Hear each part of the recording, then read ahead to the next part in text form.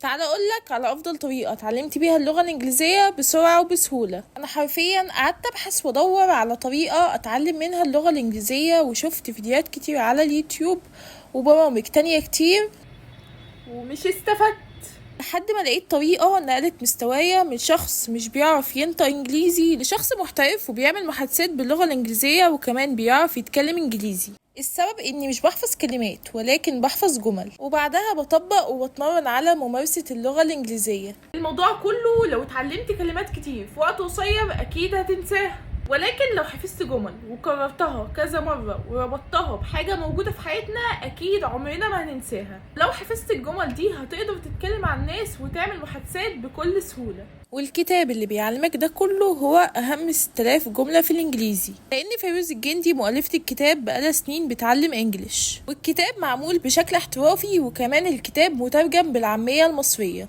وسهل جدا انك تحفظ الجمل. طيب انطق الجمل ازاي؟ هتلاقي في اول صفحة QR كود، وهتعمله سكان كود، وهتلاقي كل المحادثات الصوتية اللي موجودة في الكتاب. والكتاب فيه 400 موضوع عن كل حاجة ممكن تتخيلها. بجد الكتاب تحفة حرفيا.